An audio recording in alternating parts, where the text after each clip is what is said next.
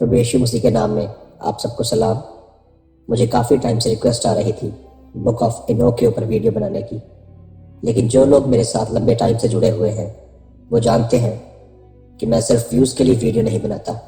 जब भी मैं वीडियो बनाता हूँ तो मेरी कोशिश होती है कि मैं पूरे तर्क के साथ उस स्पेसिफिक टॉपिक को आप सबको समझा पाऊँ। सो फाइनली अब बुक ऑफ इनोक के ऊपर वीडियो लेकर मैं आपके सामने हाजिर हूँ। ये इनोक आखिर है कौन? सबसे पहले इस बात को जल्दी से जान लेते हैं और फिर हम इनोक की किताब के रहस्यों को जानेंगे। आदम के 2 बेटे थे, केन और हाबिल, जिसके बारे में हम सब जानते हैं। लेकिन जब केन ने हाबिल को मार दिया तो आदम के एक और पुत्र जन्मा, जिसका नाम उन्होंने रखा सेत। सेत से इनोश उत्पन्न हुआ। इनोश, इनोक नहीं। इनोश से कनान उत्पन्न हुआ। कनान से महलेल उत्पन्न हुआ। महलेल से येरेद और फिर येरेद से अल्टीमेटली इनोक उत्पन्न हुआ। इस जीनियोलॉजी के बारे में बुक ऑफ जेनेसिस यानी उत्पत्ति की किताब चैप्टर 5 में आप पढ़ सकते हैं। लेकिन इस किताब में किसी और के बारे में नहीं, लेकिन सिर्फ इनोक के बारे में स्पेशल वर्स लिखा गया है कि वह परमेश्वर के साथ साथ चलता था। यानी परमेश्वर को इनोक प्रिय था। और इनोक के लिए परमेश्वर के प्यार का अंदाज़ा आप इस बात से लगा सकते हैं कि जैसे एलिया को खुदा ने यूं ही स्वर्ग में उठा लिया था, वैसे ही इनोक को भी खुदा ने ऐसे ही स्वर्ग में उठा लिया था। उत्पत्ति की किताब चैप्टर 5 और वर्स 24। और हनोक परमेश्वर के साथ साथ चलता था, फिर वह लोप हो गया क्योंकि परमेश्वर ने उसे उठा लिया। न्यू टेस्टमेंट में भी इनोक के बारे में यही लिखा गया है। इब्रानियों चैप्टर 11 और वर्स 5। विश्वास से ही हनोक उठा लिया गया कि मृत्यु को ना देखे, और उसका पता नहीं मिला क्योंकि परमेश्वर ने उसे उठा लिया था। और उसके उठाए जाने से पहले उसकी एक गवाही दी गई कि उसने परमेश्वर को प्रसन्न किया है। इसके अलावा बाइबल में और भी बहुत सारी जगहों पर तकरीबन 10 बार इनोक के बारे में बात की गई है। इसी इनोक ने एक किताब लिखी थी जिसका नाम है बुक ऑफ इनोक। लेकिन माजी तारीख में यह किताब गुम गई थी। लेकिन 1947 से 1948 के बीच में ये किताब फिर से कुमरान की चौथी गुफा में मिल गई। आज के कुछ लोग इस किताब को रियल मानते हैं और कुछ लोग इस किताब को एक फ्रॉड मानते हैं। और ना सिर्फ आज के बल्कि अर्ली एजेस के लोग भी इस किताब को समझने में नाकाम थे, जिस वजह से ये किताब उनके सर के ऊपर से निकल गई और उन्होंने इस किताब को तवज्जो देना बंद कर दिया। देखिए, इनोक जो था उसको एंजल्स हेवन में उठा के ले जाते थे और वहाँ की मनोहर जगहों को दिखाते थे। ऐसे ही जब इनोक वापिस आ रहा था तो जो जो नज़ारे वह आते हुए देखता है उन सबको वह अपनी किताब में लिख देता है।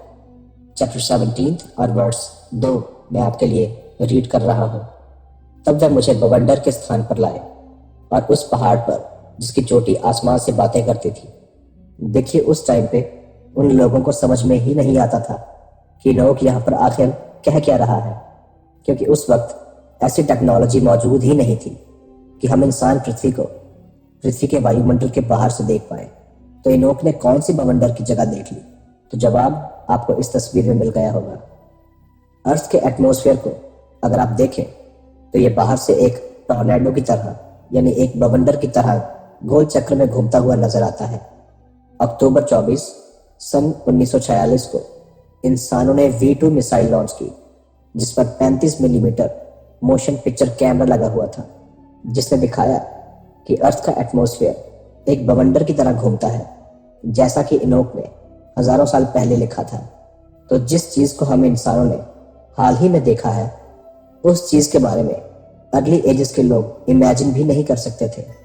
तो उन्हें तो यही लगेगा कि ये किताब बेमतलब की फिजूल बातें बता रही है। और जिस ऊंचे पर्वत की बात इनोक यहाँ कर रहा है तो वह पर्वत कोई और नहीं बल्कि माउंट एवरेस्ट ही है, क्योंकि स्पेस से देखने पर माउंट एवरेस्ट के ऊपर गोल चक्र में इसकी चोटी की वजह से क्लाउड्स घूमते हुए अक्सर देखे जा सकते हैं।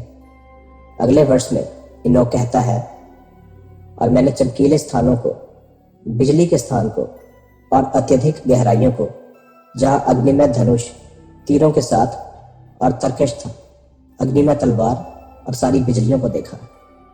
प्लेन से अगर आप कभी सफर करें तो देखेंगे कि क्लाउड्स जो होते हैं वो इतने ज़्यादा शाइन कर रहे होते हैं कि वे ऊपर से बहुत ज्यादा चमकीली जगह देखने में लगती है। आगे वर्ष 4 में लिखा है कि तब वह मुझे एक नदी पर और पश्चिम की अग्नि पर ले गए जो सूर्य के हर अस्त को ग्रहण करता है। यहाँ जब इनोक नदी की बात करता है तो वह पश्चिम की अमेज़न रिवर की बात कर रहा है, जो हम आज के युग के इंसान ही समझ सकते हैं। तभी तो इनोक ने कहा था कि मेरी बातें अंत के दिनों के लोग ही समझ सकेंगे। देखिए, इनोक की किताब में इनोक ने सीधे तौर पर ऐसी ऐसी बातों को लिखा था जिससे यह साबित हो रहा था कि यीशु मसीह ही यहूदी जाति का अवेटेड मसाया और राजा है। ये एक बहुत ही ज्यादा बड़ी वजह थी कि फरीसियों ने उस किताब को, जो कभी तोरा में ऐड कर ली जाती थी और कभी निकाल दी जाती थी, उसका मुकम्मल तौर पर सफाया कर डालना चाहा। इनोक की किताब के चैप्टर नंबर 46 और वर्ष 1 से मैं आपके लिए पढ़ रहा हूँ, जहाँ इनोक यीशु मसीह को स्वर्ग में आत्माओं के पिता के साथ, खुदा के साथ, परमेश्वर के साथ देखने की बात जो है वो यहाँ पर करता है।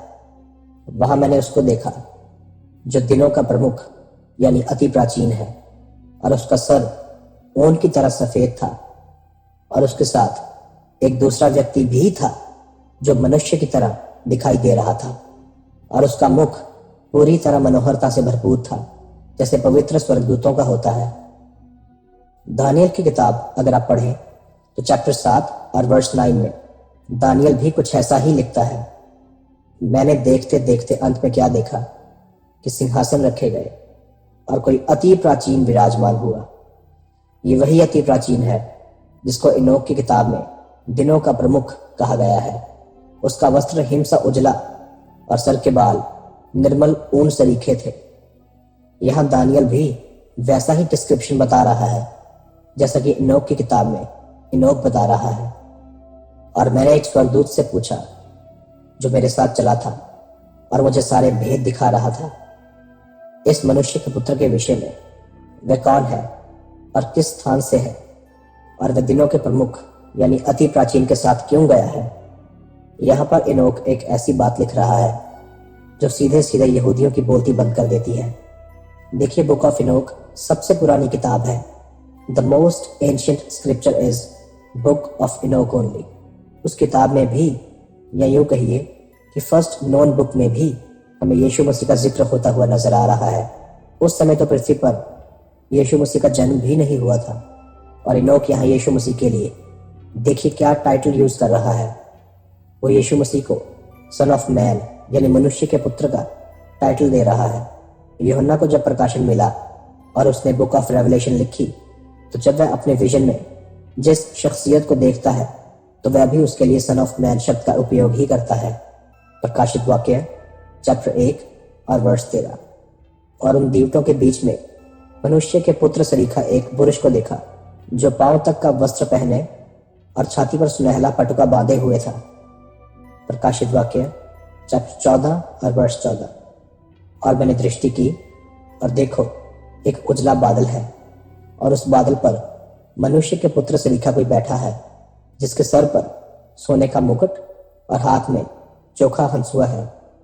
अब यहूदी दृष्टिकोण यानी नजरिए से यूहन्ना तो यीशु मसीह का चेला था, तो हो सकता है कि वह जानबूझकर ऐसी शब्दावली का इस्तेमाल कर रहा हो ताकि वह इनोक के विजन और इनोक की भविष्यवाणियों में यीशु मसीह को फिट कर सके। लेकिन दानियल का क्या? दानियल ने तो अपनी किताब यीशु मसीह से सैकड़ों साल पहले लिखी थी। वो तो यीशु के 12 चेलों में नहीं था ना। लेकिन दानियल की किताब चैप्टर 7 और वर्ष 13 में दानियल भी जिसको देखने की बात करता है, तो वो यही कहता है कि वह मनुष्य के पुत्र जैसा दिखता है, और वह मनुष्य का पुत्र या सन ऑफ मैन का टाइटल ही उसे देता है, जहां पर आकर यहूदी फंस जाते हैं। दानियल की किताब चैप्टर 7 और वर्ष 13। मैंने रात में स्वप्न देखा, और देखो, मनुष्य के संतान सा कोई आकाश के बादलों समेत आ रहा था, और वह उस अति प्राचीन के पास पहुंचा और उसको वे उसके समीप लाए। यीशु मसीह ने ना जाने कितनी ही बार मनुष्य का पुत्र टाइटल देकर बात की। आगे हम फिर से रीड करते हैं बुक ऑफ इनोक चैप्टर 46 और वर्ष 3। और उसने मुझे उत्तर दिया और कहा, वह मनुष्य का पुत्र है जो धर्मी है और जिसमें धार्मिकता वास करती है, और वह भेदों के सारे खजानों को प्रकट करता है, क्योंकि आत्माओं के प्रभु ने उसे चुना है और उसका भाग आत्माओं के प्रभु के समान अनंत काल तक सच्चाई में सब चीजों पर बलवंत होगा। अब यहां पर बाकी नबियों के अलावा हम देख सकते हैं कि खुद एंजल यानी स्वर्गदूत सेम उसी टाइटल को यूज करता है और कहता है कि खुदा ने, परमेश्वर ने उसे चुना है, जिसके बारे में यशायाह भी अपनी किताब चैप्टर 42 और वर्स 1 में लिखता है, मेरे दास को देखो जिसे मैं संभाले हूं, मेरे चुने हुए को जिससे मेरा जी प्रसन्न है। मैंने उस पर अपना आत्मा रखा है और वह अन्य जातियों के लिए न्याय प्रकट करेगा। इस पूरे चैप्टर का अगर आप अध्ययन करें तो उसका लिंक डायरेक्टली इनोक की किताब से ही जुड़ता हुआ आपको दिखेगा और यशायाह की किताब को तो यहूदी बहुत इंपॉर्टेंस देते हैं। सो यीशु मसीह का यहूदियों का मसीहा होने की बात ना माननी पड़े, इसलिए सभी इथोपियन बाइबल स्कॉलर्स बताते हैं कि फरीसियों ने, यहूदियों ने बुक ऑफ इनोक को कुचलने का बहुत बड़ा मास्टर प्लान बनाया और उन्होंने कहा कि बुक ऑफ इनोक एक फ्रॉड है और ये किताब इनोक ने कभी लिखी ही नहीं, क्योंकि अगर वह इस बात को मान ले कि बुक ऑफ इनोक ने ही लिखी है तो उन्हें इस बात को भी मानना पड़ेगा कि यीशु मसीह ही यहूदियों का राजा है, मसीहा है। लेकिन अब जबकि अंत के दिन आ पहुंचे हैं, हम अंत के दिनों में जी रहे हैं, तो आज हमारे सामने सब कुछ धीरे धीरे प्रकट होना शुरू हो गया है। जैसा कि लूका चैप्टर 12 और वर्स 2 से 5 में लिखा है कि कुछ ढपा नहीं जो खोला ना जाएगा और ना कुछ छिपा है जो जाना ना जाएगा। इसलिए जो कुछ तुमने अंधेरे में कहा है वह उजाले में सुना जाएगा, और जो तुमने कोठरियों में कानों कान कहा है वह कोठों पर प्रचार किया जाएगा। चलिए हम आगे पढ़ते हैं और बुक ऑफ इनोक के उसी चैप्टर का नेक्स्ट यानी 4th वर्स रीड करते हैं। और ये मनुष्य का पुत्र जो तूने देखा है वह राजाओं और समर्थियों को उनके स्थान से उठा देगा और बलवंतों को उनके सिंहासनों से और सामर्थियों के बंधनों को ढीला करेगा और पापियों के दांत तोड़ डालेगा। ये वही बात की जा रही है जो हम जानते हैं। यीशु मसीह जब आएगा तो सभी देश देश के प्रधानों को और अधिकारियों को कुचल डालेगा और एक पवित्र राजदंड स्थापित करेगा। आगे चैप्टर 48 और वर्स 3 में इनोक लिखता है कि सूरज और चिन्हों के बनने से पहले, स्वर्ग और तारों के बनने से पहले उसका नाम आत्माओं के प्रभु के सामने बोला गया था। यानी जब आकाश और पृथ्वी और सूरज भी नहीं बने थे तब वह मनुष्य से दिखने वाला मनुष्य का पुत्र मौजूद था। अब इस बात को यूहन्ना की किताब चैप्टर 1 और वर्स 1 में भी हमें जानने को मिलती है। आदि में वचन था और वचन परमेश्वर के साथ था और वचन परमेश्वर था। यीशु मसीह के जो चेले थे वो बहुत कोशिश करते थे कि यहूदियों को सच का पता चले, और वह इनोक की पुस्तक का रेफरेंस दे देकर फरीसियों को, यहूदियों को कहते थे कि यही मसीहा है जिसके बारे में भविष्यवक्ताओं ने भविष्यवाणियां की। तुम इस पर विश्वास करो, ईमान लाओ, ताकि जजमेंट के दिन भक्तिहीनों में तुम्हारा नाम ना आए और तुम बचाए जाओ। New testament book of Jude chapter 1 और वर्स 14 से 15 मैं आपके लिए रीड कर रहा हूं। और हनोक ने भी जो आदम से 7वीं पीढ़ी में था इनके विषय में भविष्यवाणी की कि देखो, प्रभु अपने लाखों पवित्रों के साथ आया कि सबका न्याय करे और सब भक्तिहीनों को और उनके अभक्ति के सब कामों के विषय में जो उन्होंने भक्तिहीन होकर किए हैं, और उन सब कठोर बातों के विषय में जो भक्तिहीन पापियों ने उसके विरोध में कही हैं, दोषी ठहराए। देखिए, ये जो आयतें हैं ये इनोक के कई सालों बाद लिखी गई, तो फिर उन्होंने उस समय इनोक की भविष्यवाणियां कहां से सुन ली? इन लोगों के समय में तो इनोक मौजूद ही नहीं था ना। तो इससे ये बात साफ हो जाती है कि इनोक की किताब कोई फ्रॉड नहीं, बल्कि सचमुच इनोक की किताब एग्जिस्ट करती थी, जिसे पढ़कर इन लोगों को इनोक द्वारा की गई भविष्यवाणियों के बारे में पता चला। आगे हम देखते हैं दूसरा पतरस चैप्टर 2 और वर्स 4। क्योंकि जब परमेश्वर ने उन स्वर्गदूतों को जिन्होंने पाप किया नहीं छोड़ा, पर नरक में भेजकर अंधेरे कुंडों में डाल दिया ताकि न्याय के दिन तक बंदी रहे, ओल्ड टेस्टामेंट में कहीं पर भी नहीं लिखा कि खुदा ने उन स्वर्गदूतों को अंधेरे कुंडों में कैद किया, लेकिन ये बात हमें जानने को मिलती है बुक ऑफ इनोक में। जी हाँ, ये सब कैसे घटा, कैसे उन अलगाववादी स्वर्गदूतों को अंधेरे कुंडों में यहोवा ने डाल रखा है, इस बात को पूरी तरह से बुक ऑफ इनोक में ही बताया गया है। यहूदा चैप्टर 1 और वर्ष 6 में भी यही लिखा गया है, जो कि न्यू टेस्टामेंट की किताब है। फिर जो स्वर्गदूतों ने अपने पद को स्थिर ना रखा वरन अपने निज निवास को छोड़ दिया, उसने उनको भी उस भीषण न्याय के दिन के लिए, जो सदा काल के लिए है, बंधनों में रखा है। इसके बाद पहला कुरिन्थियों चैप्टर 6 और वर्ष 3 में लिखा है कि क्या तुम नहीं जानते कि हम स्वर्गदूतों का न्याय करेंगे, तो क्या संस्कारिक बातों का निर्णय ना करें। इस बात को भी ओल्ड टेस्टामेंट में कहीं पर भी नहीं लिखा कि धर्मी लोग जो हैं वह शैतानी स्वर्गदूतों का न्याय करेंगे। तो फिर यहाँ ऐसा क्यों लिखा गया है कि क्या तुम नहीं जानते।